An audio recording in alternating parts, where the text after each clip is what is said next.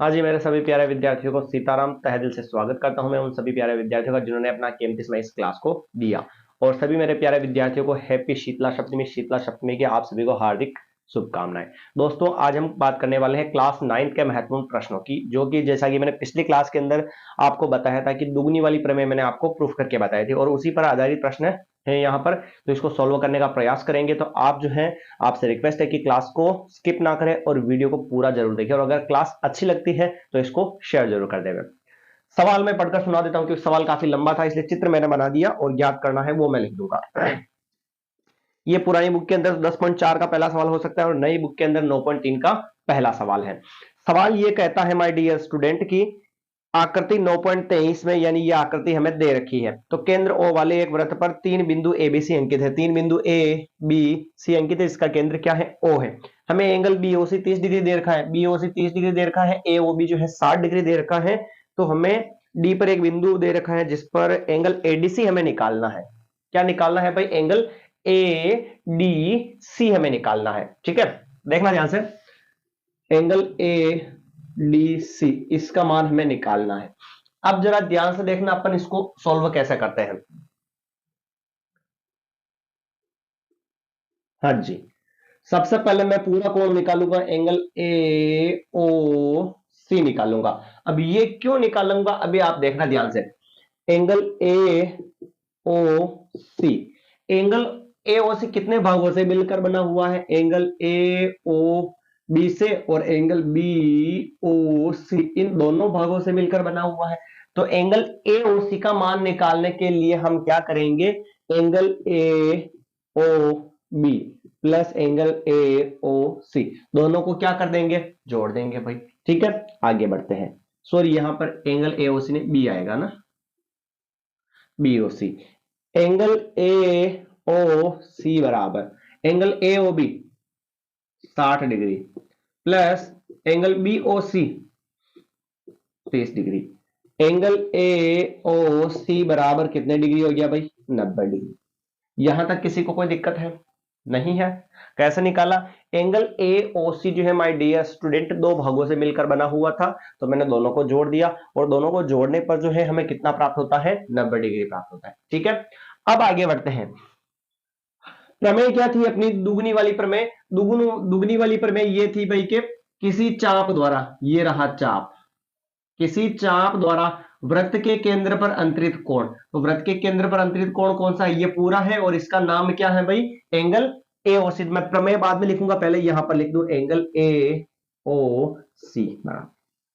किसी चाप द्वारा वृत्त के केंद्र पर अंतरित कोण एंगल ए ओ सी, उसके शेष भाग पर, शेष भाग ये रहा भाई, शेष भाग पर स्थित बिंदु पर अंतरित कोण का कितने गुना होता है? 2 गुना। इसका 2 गुना, इसका नाम क्या लिखेंगे? एंगल ए डी सी लिखेंगे भाई घुमाकर। तो ये 2 गुना होगा, तो ये लिख दिया 2 एंगल ए डी सी। अब प्रमेय क्या थी वो मैं लिखता हूं यहां पर। हम जानते हैं कि वृत्त के किसी चाप पर, वृत्त के किसी चाप द्वारा, चाप द्वारा केंद्र पर अंतरित कोण, अंतरित कोण शेष भाग पर स्थित, शेष भाग पर स्थित बिंदु पर अंतरित कोण का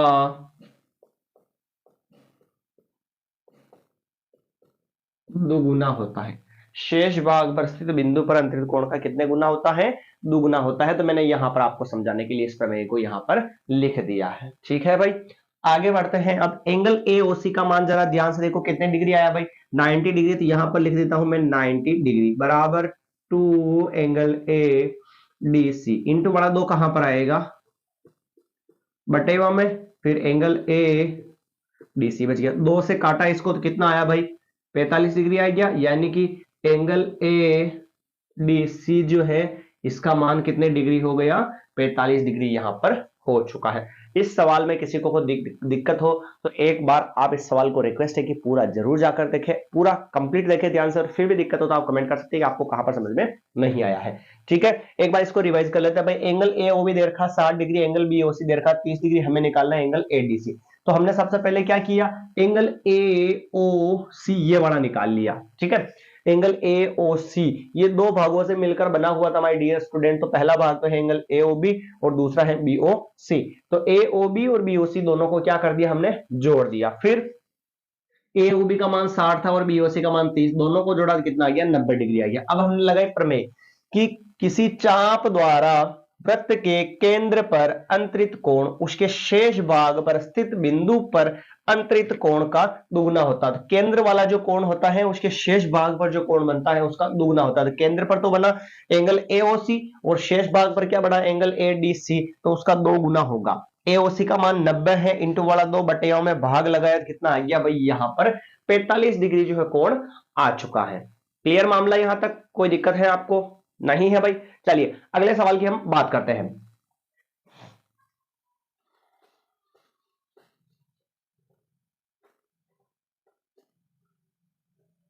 बहुत ही आसान सवाल है दोस्तों, अगर आपने थोड़ा सा ध्यान रखा तो आपको सवाल समझ में आ जाएगा और एग्जाम में भी आपको सवाल देखने को जरूर मिलेंगे। अगला सवाल है,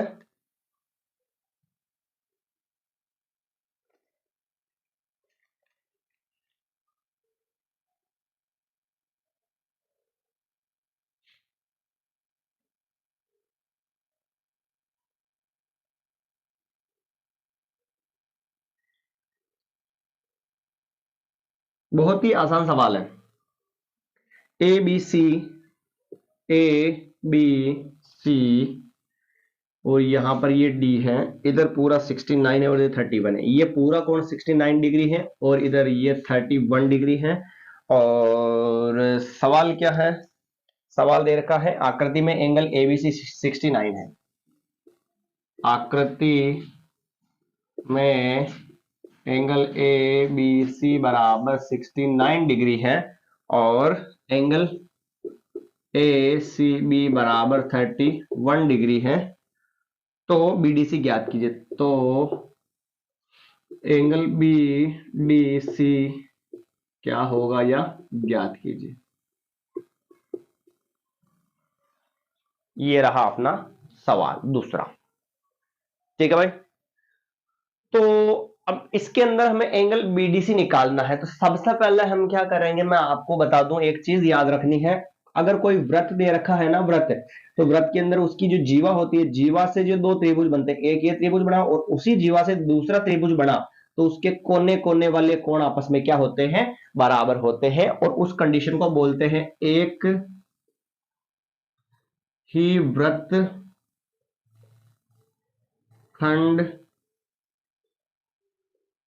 के कोण, एक ही वृत्तखंड के कोण, ये अपने दिमाग में आपको रखना है। ठीक है, अब इसको सॉल्व कैसे करेंगे जरा ध्यान से देखना। त्रिभुज लेते हैं हम ABC, ये वाला त्रिभुज लेते हैं भाई, ध्यान से देखना आप है ना। त्रिभुज ABC से हम जानते हैं कि त्रिभुज के तीनों कोणों का योगफल कितने डिग्री का होता है, 90 डिग्री का होता है। तो यहां पर लिख दूं मैं भाई, है ना। हम जानते हैं कि त्रिभुज के तीनों कोणों, हाँ भाई अब तो दिख रहा है ना। भाई ने बोला कि थोड़ा सा सर बड़े लिखा करो बोर्ड पे, तो मैं बड़े लिखने की कोशिश कर रहा हूं। यहां पर तीनों कोणों का योग बराबर क्या होता है 180 डिग्री। त्रिभुज लिया हमने ABC,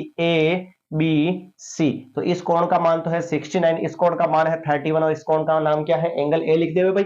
तो angle A plus 69 degree plus 31 degree और बराबर में 180 डिग्री आया। क्लियर मामला यहां तक। चलिए एंगल A को ऐसा ही रहने देवे, प्लस इन दोनों को जोड़ देवे 60 70 80 90 और ये हो गए 100 डिग्री और बराबर पे कितना आ गया 180 डिग्री। एंगल ए प्लस के 100 को उधर भेज देगा तो किसका होगा भाई माइनस का हो जाएगा। एंगल ए बराबर ये हो गया 80 डिग्री। समझ में आ रहा ना भाई। एंगल ए का जो मान है वो हमारे पास कितना आ चुका है 80 डिग्री यहां पर आ चुका है। बहुत ही आसान है सर। एंगल ए का मान 80 डिग्री आ गया। अब ये कंडीशन देखो ये वाली जो है यहां पर लागू हो रही है। देखो किसी जीवा द्वारा ये त्रिभुज बना और वापस ये त्रिभुज बना तो ये कोने कोने वाले जो कोण है आपस में क्या होंगे बराबर होंगे। एंगल ए का जो मान है वो किसके बराबर होगा इसके बराबर होगा या नहीं होगा भाई होगा। और कैसे होगा देखना मतलब लिखना कैसे है